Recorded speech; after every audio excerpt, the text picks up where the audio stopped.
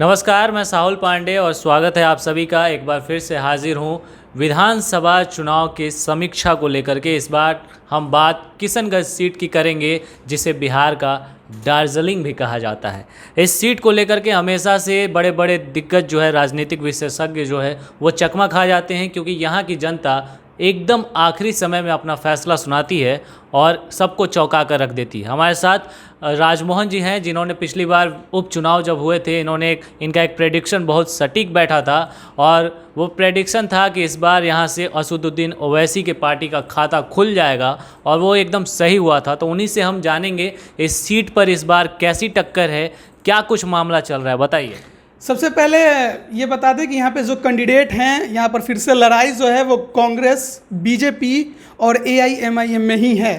त्रिकोणीय लड़ाई है, जिस तरह से उपचुनाव में हुआ था, है ना, तीनों में लड़ाई थी, और इस बार भी वही लड़ाई होगी।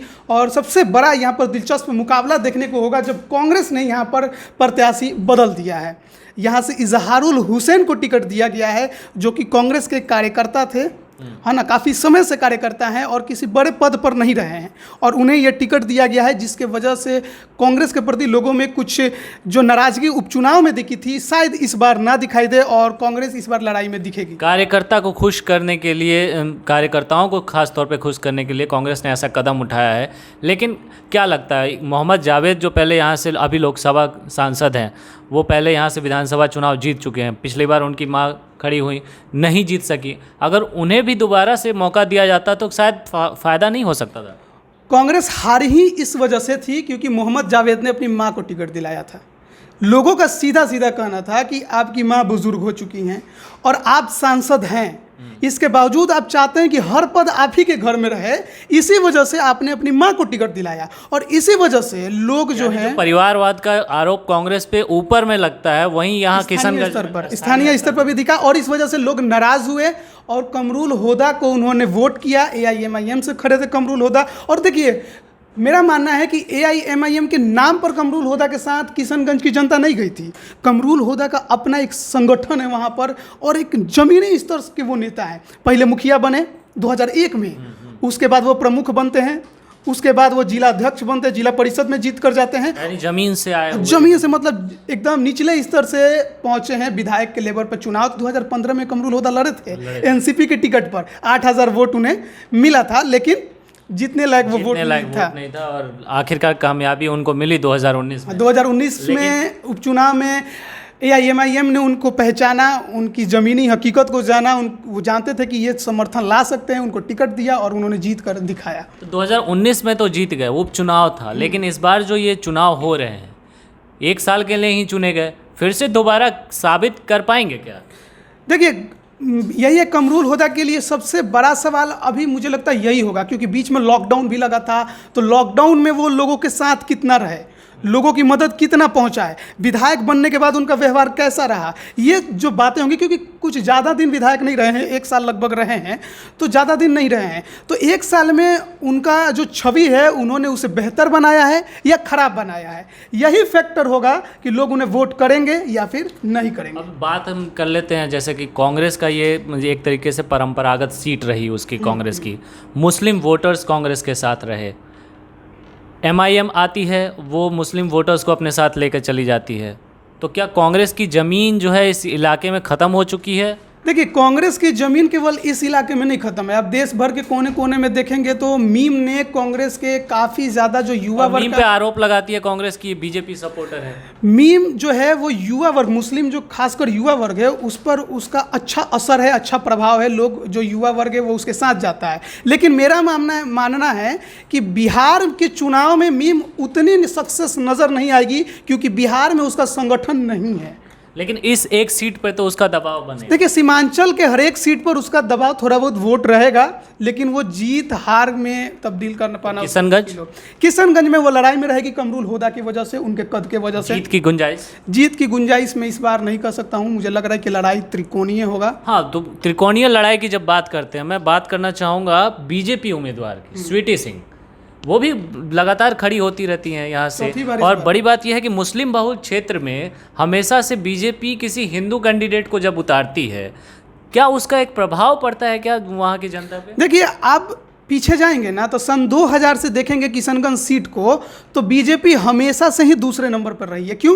क्योंकि मुस्लिम और हिंदू का बंटवारा सीधा दिखाई देता है कि हिंदू जो है वो बीजेपी को वोट करता है, और मुस्लिम बहुल क्षेत्र है तो किशनगंज की जनता मुस्लिम को जिता देती है। तो इस बार क्या लगता है, जैसे कि दोनों तरफ मुस्लिम उम्मीदवार हैं, किशनगंज में जो मतलब MI असदुद्दीन ओवैसी की पार्टी की तरफ से और कांग्रेस की तरफ से, तो अगर ये वोट एक मुश्त होकर के किसी एक पार्टी को नहीं मिला और वोट बढ़ता है मुस्लिम समाज का, तो स्वीटी कुमारी के लिए जो है देखिए किशनगंज यही बात उपचुनाव में भी लोगों ने सोचा था कि सईदा बानू जब मोहम्मद जावेद की मां है, एक अच्छा उनका जनाधार है, तो शायद वोट बटेगा, लेकिन इसके बावजूद वहाँ पे कमरुल होदा जीतते हैं। यानी कि किशनगंज की जनता जिसके तरफ में भी वोट करेगी एक तरफा करेगी, वहाँ के जो मुस्लिम समुदाय है वो वोट बांटेगा नहीं। ये उपचुनाव से आपको समझ जाना चाहिए कि वोट नहीं बंटने वाला है, जिसके तरफ करेंगे मुस्लिम समुदाय वोट एक तरफा करेंगे, एक तरफा वोट होगा मुस्लिम समाज का। और यही कारण है कि शायद असदुद्दीन ओवैसी भी लगातार इस क्षेत्र से जुड़े हुए हैं और उनकी रैलियां भी यहाँ पे बिल्कुल जाहिर बात है कि जब आपके पार्टी का वहाँ जीत है तो आपका पार्टी का सुप्रीमो तो आएगा ही, प्रचार करेगा ही, और आएगा तो एक अलग प्रभाव डालेगा। जाहिर बात है अभी तक मीम का कुछ खास प्रभाव बिहार में नहीं देखने को मिल रहा है, और खासकर रालोसपा के साथ गठबंधन भी है इनका, इसके बावजूद भी कुछ खास असर नहीं देखने को मिल रहा है। लेकिन मेरा मानना है कि जब ओवैसी मैदान में उतरेंगे तो प्रभाव छोड़ेंगे, लेकिन लड़ाई कांग्रेस और मीम के लिए है, क्योंकि दूसरे नंबर पर बीजेपी रहेगी, ये आप तय मान के चलिए। लड़ाई कांग्रेस और मीम के लिए है कि पहले नंबर पे कौन रहेगा, तीसरे नंबर पे कौन रहेगा। पहले और तीसरे नंबर की आप लड़ाई कर रहे हैं, लेकिन मुझे ऐसा क्यों लगता है कि दूसरे नंबर पे जो है वो शायद इस बार पहले नंबर पे निकल जाए, क्योंकि पिछली बार जो जैसा कि हम मान रहे हैं कि मोहम्मद जावेद ने अपनी माँ को टिकट दिलवाया, तो वहाँ पे एक परिवारवाद का मुद्दा बन गया, ठीक है।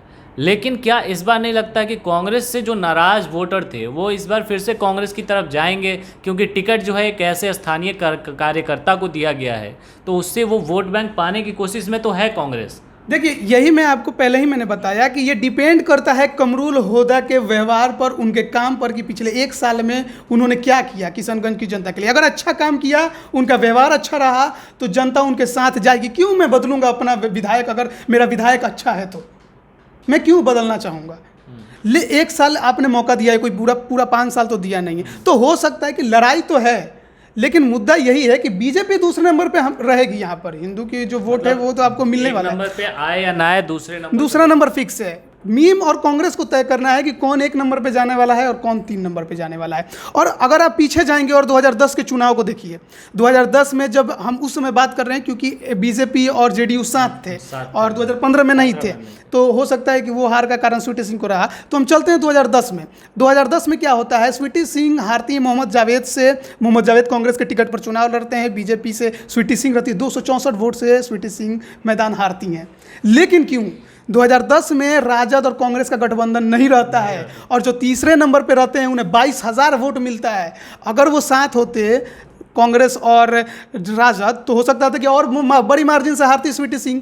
तो ये कहेंगे कि लड़ाई वोट बटेगा तो भी जीत स्वीटी सिंह का होगा, इतना आसान नहीं है। इतना आसान नहीं लगता। लेकिन एक चीज़ मैं और जानना चाहूँगा, तो इसका मतलब ये कह सकते हैं कि केंद्रीय पार्टी जो होती है उसके आइडियोलॉजी को लेकर के यहाँ की जो जनता है उस हिसाब से वोट करती है, क्योंकि बीजेपी के साथ ऐसा माना जाता है कि मुस्लिम समुदाय नहीं जाएगा।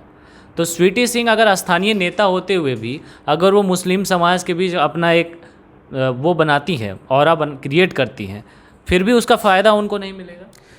देखिए फ़ायदा यहाँ की कैंडिडेट मतलब यहाँ की जनता जो है क्या उस हिसाब से सोचती है कि नहीं बीजेपी है तो वो एकदम मुस्लिम विरोधी? देखिए जाहिर बात है कि किशनगंज सीट मुस्लिम बहुल सीट है, 70% आबादी वहाँ की मुस्लिम है, तो ये एक बीजेपी के खिलाफ जाता है। क्योंकि आप पीछे के कुछ हाल देखेंगे, किशनगंज में जिस तरह से एनआरसी और सीए को लेकर विरोध भी काफ़ी ज़्यादा हुआ था। इस बार शायद मुद्दा भी बना रहा है। मुद्दा मुनव्वर राना और फौजिया की बेटी फौजिया राना काफ़ी ज़्यादा किशनगंज में एक्टिव थी। लग रहा था कि कांग्रेस उन्हें टिकट भी देगी, लेकिन टिकट उन्हें मिला नहीं। इजहारुल हुसैन को दिया है उन्होंने। एक अच्छे इंसान माने जाते हैं इजहारुल हुसैन, शिक्षक भी रहे हैं, स्कॉलरशिप लिया हुआ है उन्होंने, और एक ज़मीनी स्तर के कार्यकर्ता हैं। तो लड़ाई इस बार टक्कर की होगी, लेकिन मैं फिर भी अभी भी कहूँगा कि बीजेपी दूसरे नंबर पर है।